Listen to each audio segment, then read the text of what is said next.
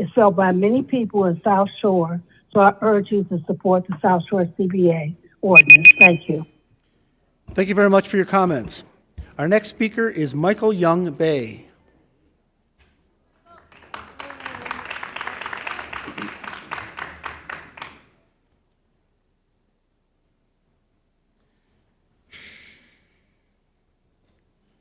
This $70 million.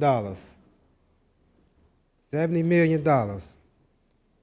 And not counting the past millions of dollars that this city done approved of, or this state and the county, etc. $70 million. Y'all won't even put $1 million in one neighborhood. $1 million in one neighborhood. Brandon Mayor Johnson, you say that you for the children, etc., you for the youth, you know, you want to have work programs for the youth, etc. Well, $1 million for these work programs for these children.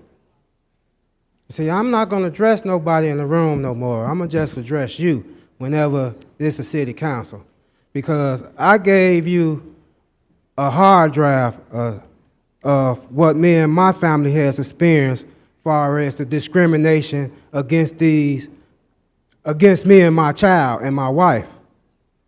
You know, that comes from places like the Safer Foundation.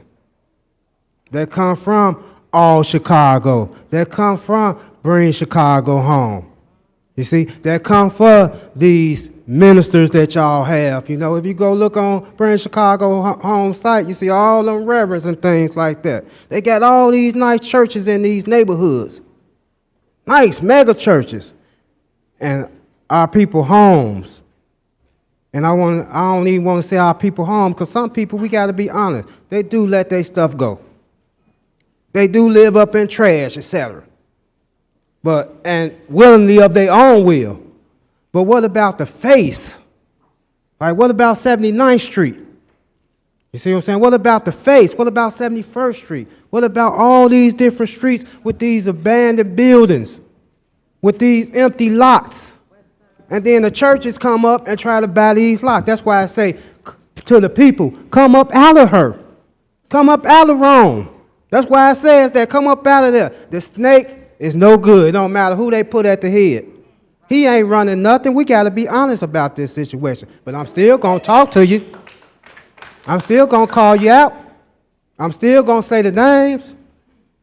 And then I'm coming down here fighting about me and my family housing and being discriminated and retaliated against, and I get attacked by Greg Mitchell. Wow. But, you know, and I still been trying to come here, be humble and things like that, and give honors and respect and things like that, but y'all ain't trying to hear that. So now I'm going to go press these charges and I'm going to do this lawsuit.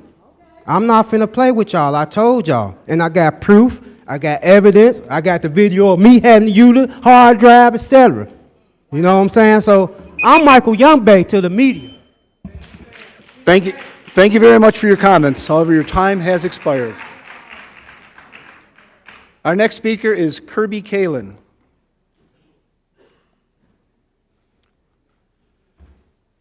Hello, and thank you for taking my public comment. My name is Kirby Callen, and I am an organizer in the 32nd Ward, where I focus on expanding public access to mental health care, housing, and public safety. I'd like to start my comment by addressing the Godzilla in the room, and by that, I of course mean affordable housing. The Finance Committee endorsed the proposal for $1.25 billion for affordable housing over the next 5 years. So much of life as a Chicagoan these days is defined by the transient nature of constantly moving every year or two because you can no longer live in the community you want to place roots. And so we need to build affordable housing. Let's borrow money, let's cut some tape and build more affordable housing units across this city with speed and safety. I also want to address the substitute order to change the future of ShotSpotter to a ward-by-ward basis. We cannot do this. We need to cancel the ShotSpotter contract and discontinue its use citywide. An aldermanic discretion of ShotSpotter would lead to a patchwork across the city of profiling, oppression, and aggression. If we are truly to believe that policing can fight crime, we don't need to be expending their resources on something that leads to 85% of the time to incidents where there's no evidence of a gun crime, 90% of the time with no evidence of a crime at all. ShotSpotter wastes our resources and puts those that are most vulnerable at risk of being profiled and damaged by our police. And I also want to spend time speaking on the migrant funding. This is a crisis across our city, but it is not because of the immigrants, it is because of our lack of allocation of resources. This migrant crisis is a resource crisis, and we need vast resources to protect our new community members. 70 million.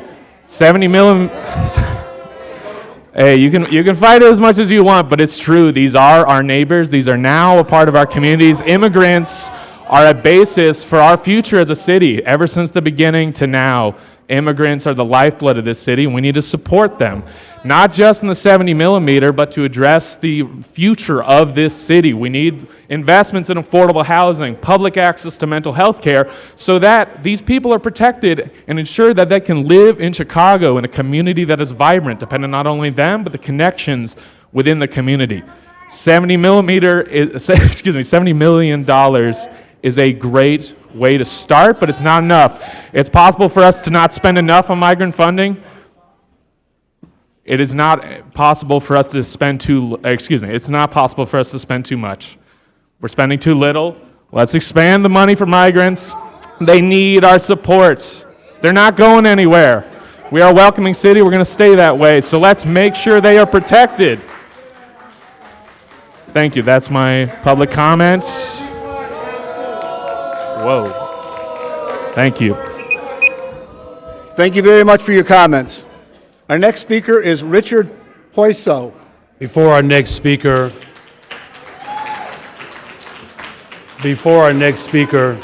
just a second, sir. Before our next speaker, I would respectfully ask yet again that those that are participating in democracy allow our speakers to finish their presentation. If you cannot adhere to that expectation, I'm going to ask that our Sergeant at Arms remove you. Give our speakers the respect that they deserve. They're 3 minutes. You may commence, sir. Good afternoon, Mayor. Good afternoon. Good afternoon, everybody here. My name is Richard. Last name is Paso. I'm a store manager at an automotive facility here in Chicago. I'm a native to Chicago. It's near and dear to my heart. The city doesn't feel the same anymore. There's a lot of stuff going on right now that's really hard to process. There's a lot of people here that have watched me on social media. I'm a social media influencer, and I've heard the word getting back to me. Some of the people that work for you have gotten stuff back to me. I'm going to say what I have to say regardless. You can come after me if you want. You can try to slander me if you want. Some of the aldermen can talk behind my back if you want.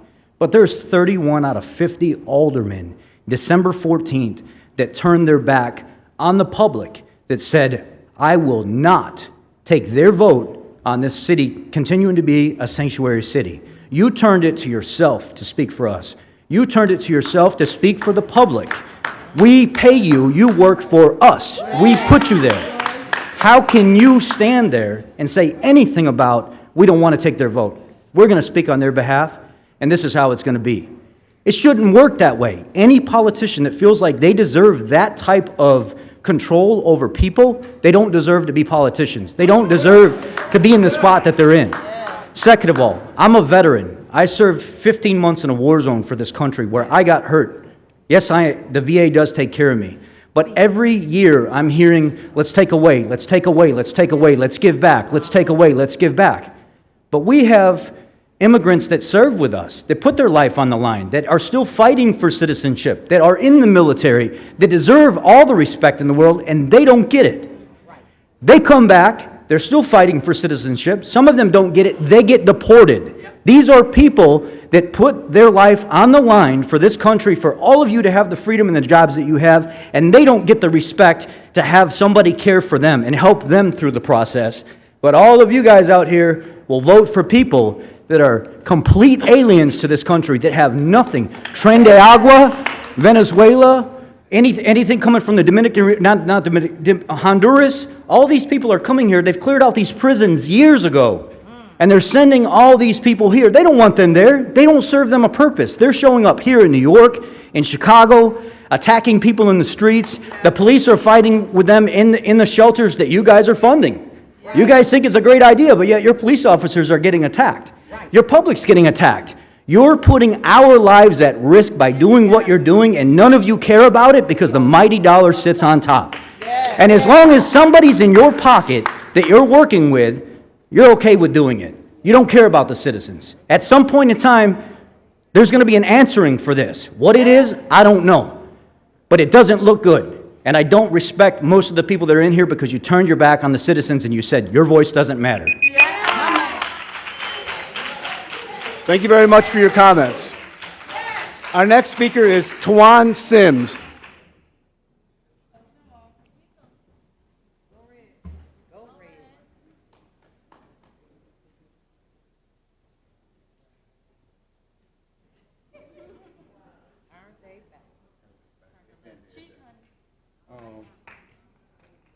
The homeless, what is it, the HMIS, the homeless management information systems.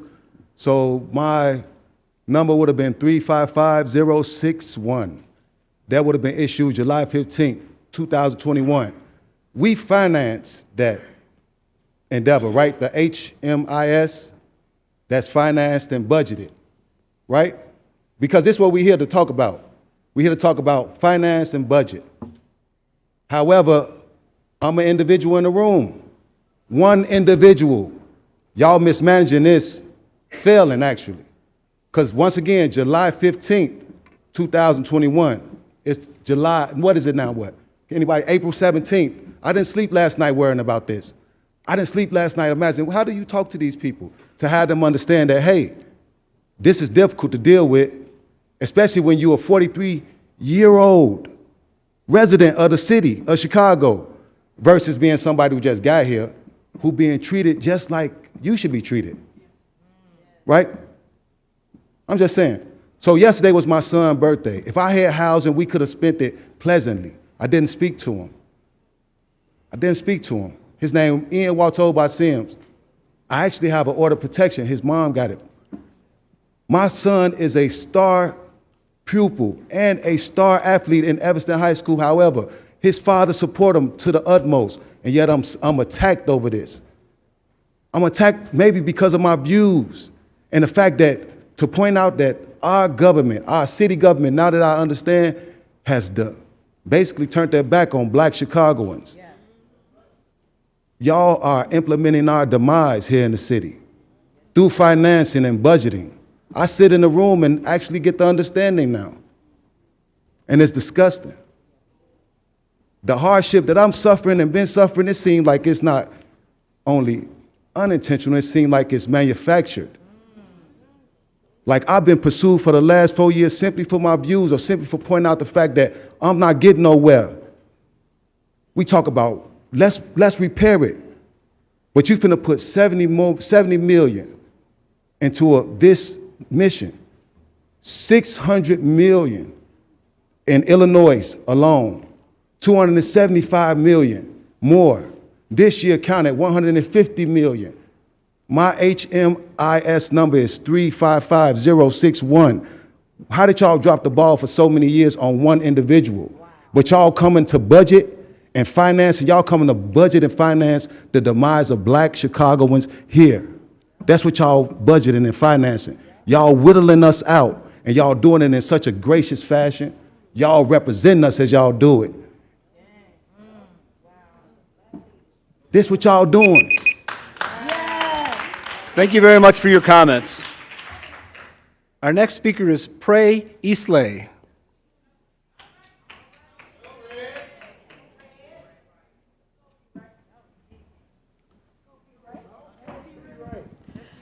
Good afternoon to the city of Chicago. I am P. Ray of the 37th Ward. Chicago Red is our organization. Because we started this session with a prayer, I want to start my comment with a scripture. 1 Timothy 5:8 says, "But if any provide not for his own, and specifically for those of his own house, he hath denied the faith and is worse than an infidel. So I want to talk to y'all today about not going to hell. In the 37th ward, there was a family, the Jones family. Amarie Jones was standing in her family building that they've owned for 40 years, doing a TikTok dance with her mother. A bullet came through the window, hit her in the neck. She fell to the ground in front of her mother and bled to death. A month ago, on the Chicago mugshot page, her mother was on that page. Her mother had on her daughter's Rest in Peace t-shirt. She washed it so many times that it was completely faded out. She was completely high, out of her mind, and the charge was possession. Now, the first $51 million that this council gave to the migrants came from the opioid settlement funds. I am here on behalf of the Jones family, on behalf of the 37th ward, on behalf of Black Chicago, on behalf of the entire city, to ask you all to vote no and put that money back in the opioid settlement fund. We need that money in my neighborhood. We need that on my block. That woman should not be at Cook County Jail because she's grieving over a random act of violence that caused her to lose her child in front of her face, when the city of Chicago has millions upon millions upon millions of dollars to give to people who ain't paid a dime into the tax base. We've been in my building for 52 years. We're about to pay some more taxes. The Jones family has been in their building for 45 years, paying taxes every year on time. So I'm asking y'all to use our tax money for our people. We need it. We got people leaning, we got people rocking, we got overdosing, we got pass out lines. You live on the west side, Mayor Johnson, you know exactly what I'm talking about. We need the money for us. We need opioid treatment on the west side of Chicago. We are the headquarters of the cartel, and everybody in here knows it. They selling more drugs than the law can allow, and y'all giving money back to them because they traffic those people up here, so we paying them going and coming. Absolutely not. We pay too much. It costs too much money to live in this city. Help Wanda Jones. Help every other grieving mother who feels like she has to go get high to get over the loss of her child. This is a woman who lived in that house. She still sleeps in that living room where her daughter passed out and bled to death. So I'm asking y'all to say no, put these people on the back burner, and put the money back in the opioid fund. We need that money. Thank y'all.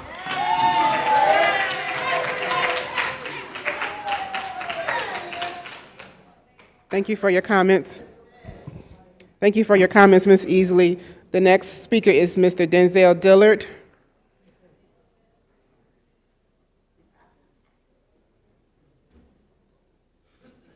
The next speaker is Mr. Denzel Dillard.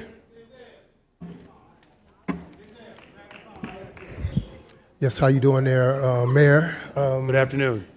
I come here for a different perspective. I come here to give you praise. I hope to soften the blow here.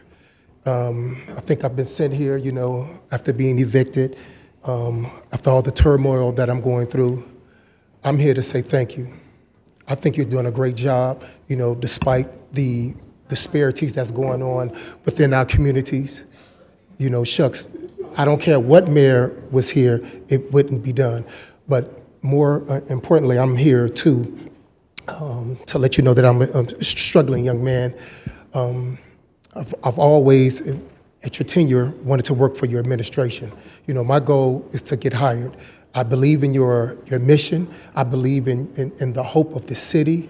And then I see where your administration is going. I want to be a part of the process.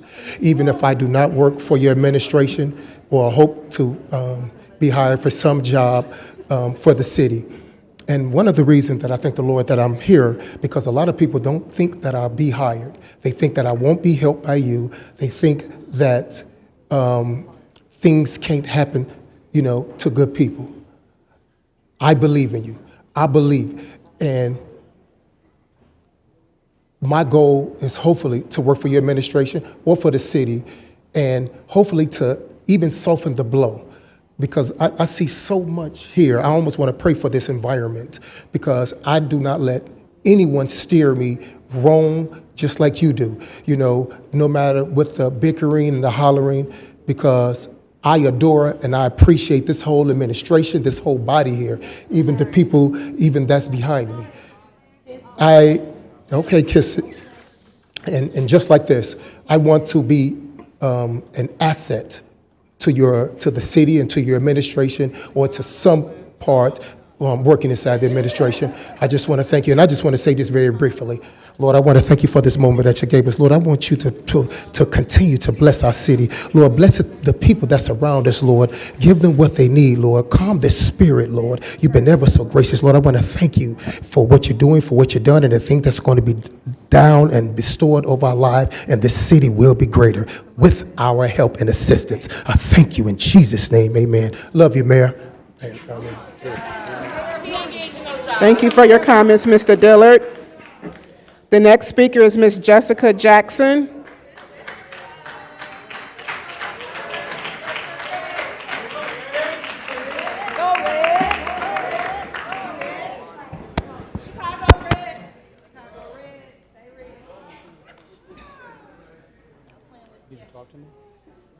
So, Christmas is coming early this year. We're going to check that list when it go up on that wall for voting, and we're going to check it twice. And we're going to find out who's been naughty or nice based on how y'all vote. And we're going to start it off with Maria Haddon. Yeah. Chicago and some communities so angry? Why is all this kind of anti-immigrant sentiment coming up? And I want to explain to folks, it's because if we cared as much about black people and had over the decades as we do about everyone else, we wouldn't be here. But the money from a 2020. All right. That would be Maria Haddon. Stepping out there. I see you. Don't get sarcastic because we can get jiggy, right? You set up here for that first 51 million talking about how you feel about black people and how you have to have the same energy for black people, and you ain't never stood on this floor talking about money for black people. You get on this floor and talk about black and brown because you somewhere in the middle with it, right? But I'll tell you this, and I'm telling every other black alderman in here today, you vote for the money for these immigrants today, and we coming for them seats. You can believe that. You're going to stop pimping the black people's plight to get brown people, as y'all call it, money. You're going to give us our press conference up there on the 3rd floor, keep talking to the mayor's boy with the clink clink from his past. That's why he got to do what the mayor say do. Him and a lot of other ones in here with these shady pasts. That's why you got to vote the way that you vote. But all of us ain't got shady passes. Some of us free out here, and we can vote how we want to vote, and we coming for those seats. Now, to align yourself with somebody who's obviously a one-term mayor, if he even makes it that far, you better be worrying about your job. You better be worrying about your longevity, because we're going to vote, and we're going to get you out, because you ain't doing right by us. That's what time it is. And for your law person that's next to you, I'm going to need you to check out that federal charge that I got against those public administrators over there for messing with black people's property. It's federal case number 23CV14590. All right? And on that note, if y'all don't give us our money for the black community, know this, we getting ready to file a federal injunction against City Hall for benign neglect to the south side and west side. You got that? Boom. Thank you for your comments, Ms. Jackson. The next speaker is Ms. Sarah Thomas Lena.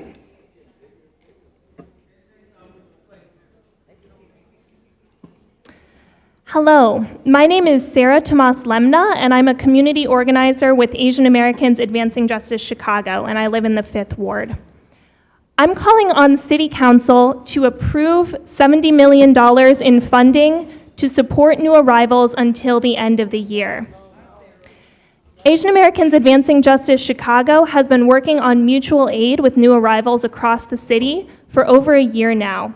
In addition, we have been part of the Bring Chicago Home campaign and Stop Shot Spotter Coalition, as well as have advocated for long-term solutions like treatment, not trauma. The common thread in what you have heard today is our anger in a broken system that we must reimagine together. It's the system that maintained generational disinvestment in communities of color across Chicago, and this is what prevents our city, one of the richest cities in the world, from paying a little bit more into the public safety net system while schools and mental health clinics shut down in our communities. Food prices, rent, and childcare costs rise, and thousands of our neighbors continue to sleep on the streets. The common thread here is systemic racism, and these disinvestments have kept communities of color down for generations. This systemic racism has also blocked any positive action on immigration from Congress for almost 40 years. Immigrants are simply not a priority in the federal system. And so I want to speak today to urge you to vote on Friday for $70 million, which will be pulled from city reserves, not from any sort of funding to support individuals impacted by the opioid epidemic. In addition to those $70 million, we also need to start thinking about long-term solutions to fund affordable housing and economic development that will benefit all Chicagoans. So on Friday, this council will have that opportunity, and I urge you to vote yes to borrow $1.25 million over the next 5 years and to make economic security a reality for more of our neighbors. In addition, I would like to urge council to vote against the order that calls for alders to be able to choose whether to remove ShotSpotter technology on a ward-by-ward basis, and also calls for any decisions related to violence prevention funding to be brought to the Public Safety Committee and to a full City Council vote. We reject the intention and the outcomes of this order and support Mayor Brandon Johnson's decision to cancel the contract with ShotSpotter citywide. Chicago has long been a welcoming city, and we are committed to ensuring that it remains that way. We are facing a challenging moment, but it's nothing we haven't faced before. Thank you.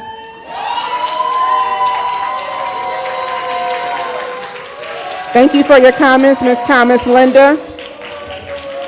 The next speaker is Mr. George Blakemore.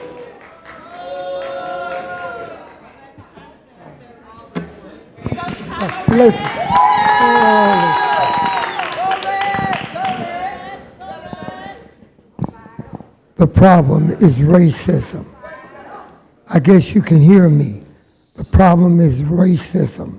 This is worse than Communist China. All these people sitting here, they're a member of one party, the Democratic machine. These black ones do not have our interests. They work for the master. These big-headed white men run this system. Man, they run it.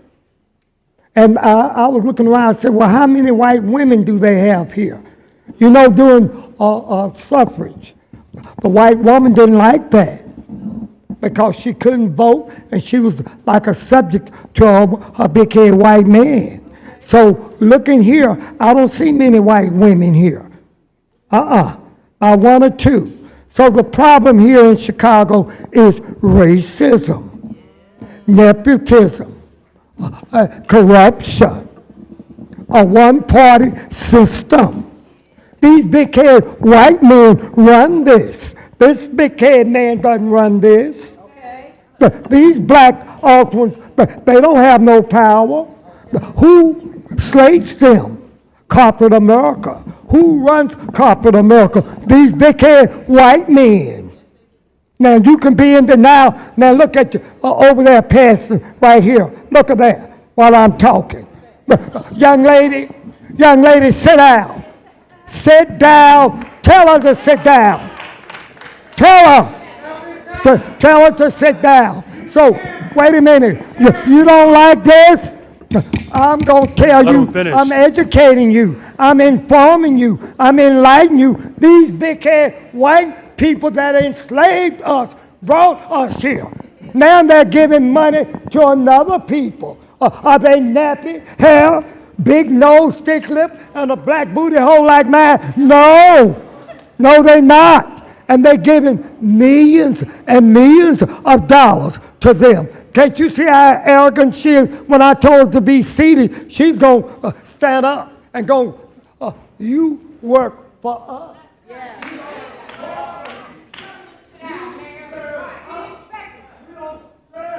Mr. Blakemore, please stay in the microphone so we can hear you, sir. Thank you. Something is mighty wrong here, sir. We are still on the white man's plantation. And I urge black people to be selfish. Are selfish people. Self-preservation is the first law of nature. Focus on you. They're giving millions. They're showing you better than they can tell you. They're showing you by giving, they're not giving no money to them, these big-headed white men. We're still on the plantation. Thank you for your comments, Mr. Blakemore. Your time has expired. Your Honor, there are no further speakers for public comments. Thank you. Thank you very much. Mr. Blakemore, thank you. I need you all to stop shouting. This is now your second warning. I'm doing my best to remain patient. We appreciate you participating in democracy, but I would ask that you also display some decorum. Thank you. All right, resolution.